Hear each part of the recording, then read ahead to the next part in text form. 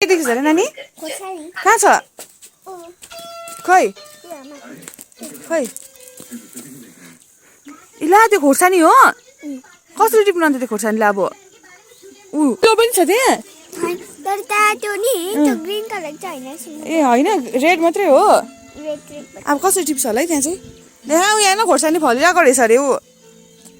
ए बाँकी मामालाई देखाउँ न देखाइदे त नानी हाँस्दैछ पो त नानी तँलाई देखेर अन्त ऊ किन हाँसेको भन्न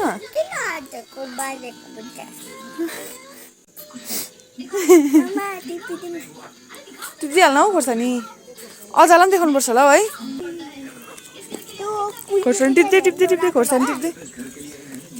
रातो चाहिँ खोर्सानी अरे त्यहाँको भएको